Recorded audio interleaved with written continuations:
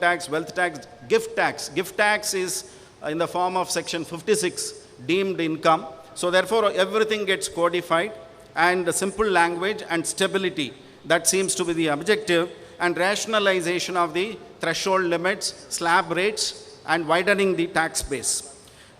Now, in the light of the changes that have come, original discussion paper, revised discussion paper, and finally now the bill which is pending before the parliament, if you analyze, one should be happy about the democratic process by which these discussions took place and also were responded to by the finance ministry. Lot of irritants have been diluted or eliminated. For example, MAT on the gross value of assets. Corporates were so uncomfortable. In fact, one industrialist told me, what is the reason for this MAT on gross value of assets?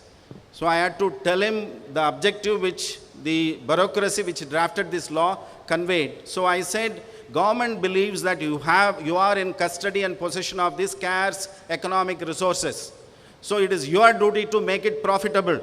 And either you make profits and pay tax, otherwise you end up paying minimum 2% on the gross value of the assets. So that is what is expected of you. Then he said, I will hand over my factory key to the central government. From today, let them run the business and pay me 2% on the gross value of assets. I'll be the happiest person. Because it is impracticable to expect predetermined rate of return in this business environment for not only the business reasons but also extraneous reasons. So therefore, we should be happy that this MAT on gross value of assets is gone. Now it is back to book profits, but at 20%. And similarly, in the case of EET, that has been abolished, and EEE, that is when you contribute, it is eligible for exemption. When accretions take place, it is eligible for exemption. When withdrawal takes place, then also it is eligible for exemption. So this that has been restored. And similarly, income from house property, there is no notionality at all. In fact, even in the present act, you have fair rent. But in the DTC, you will find only the actual rent that will get taxed. There is element of notionality has been totally removed as far as that levy is concerned. And capital gains, the benefit of indexation, the benefit of exemption for long-term capital gains. In that sense, for equity shares, that has been restored. So non-profit organizations and wealth tax, there has been a lot of modifications from the original discussion paper to the latest bill, but it is in the right direction. Although 50 crore basic exemption limit has been brought down to 1 crore, but it is appropriately done because the scope of assets are limited. Having said this, ladies and gentlemen, having dealt with the subject at macro level, I feel tempted to say few things at micro level which without taking too much time. Padam Bhai was mentioning this morning on these exceptions for residential status of an Indian citizen who goes abroad for employment, and another exception is there for an Indian citizen or a person of Indian origin who is returning to India, not returning, who is coming to India on a visit. Now, 182 days in either case. Unfortunately, in the direct taxes code, only the first exception has been retained. That is, when an Indian citizen goes abroad for employment or as a crew member of an Indian ship, 182 days is allowed. Whereas when a Indian citizen or a person of Indian origin visits India, that 182 days protection has been removed. With the result, if such a person stays for 60 days in the year of visit and 365 days in the last 4 years, he becomes resident and his global income can be taxed subject to double tax avoidance treaties. So therefore, that is one drastic change, and I know I am speaking in Kerala, where this problem could also be with a more degree of applicability than any other state for that matter. So therefore, that is one area where representations have been made to restore, because it will discourage Indian citizens visiting India. It will discourage Indian citizens to invest in India, to plan for the ultimate return to India. In the interregnum period, they will be looked at as if they are not wanted more than 60 days, which is not a positive thing to be done. On the tax audit front, profession 25 lakhs, business 1 crore. So presumptive tax also, Schedule 14, 1 crore for any business. Less than 1 crore, any business presumptive tax, but at 8%. Even retail trade, from 5 it has become 8. So therefore, all businesses at 8%. Then you have this due dates getting quietly advanced. 30th June, 31st August, we have to gear up in 2013 accordingly.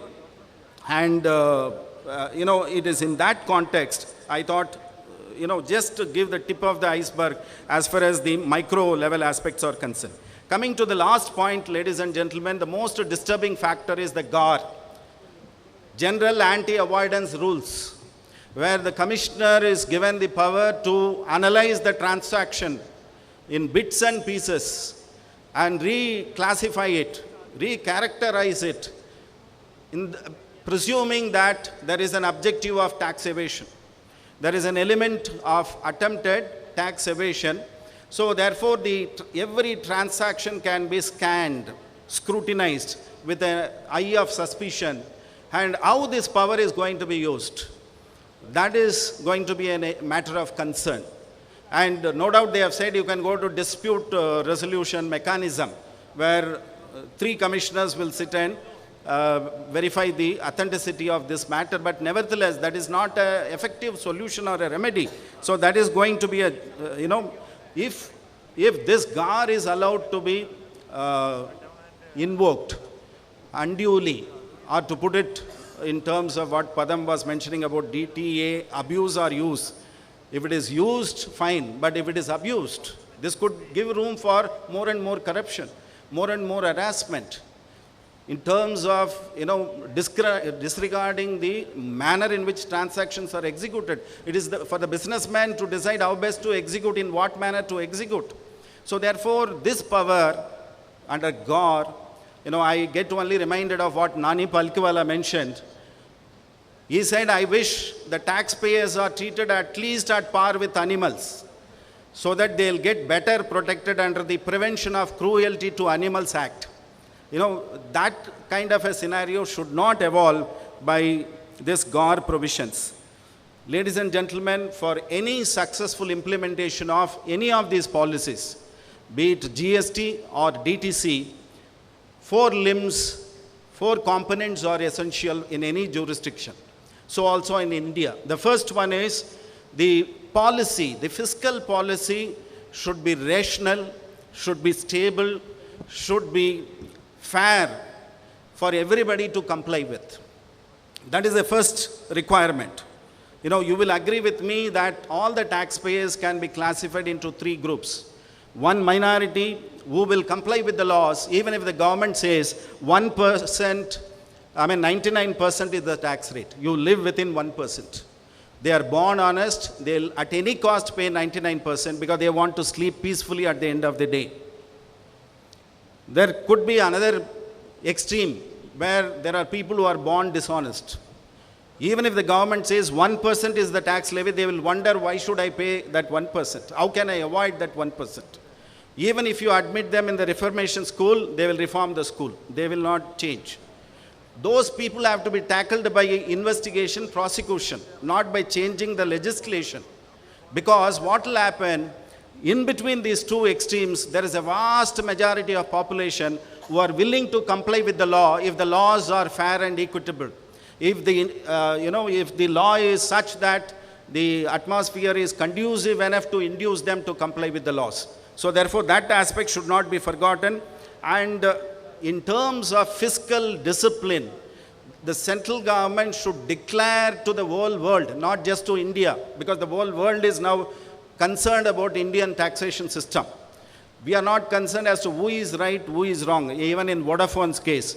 But the point is how unstable you are in terms of feasibility of many of the business decisions that are taken from time to time in the context of India by the global players. How stable is the platform that the finance ministry will provide is going to be very, very critical. So therefore, in that context, retrospective, government should declare that we will not make any retrospective amendment to nullify any court decision. at least a Supreme Court decision. So that stability has to come, and in case the government wants to bring about the intention as part of the law, it has to be prospective. It should not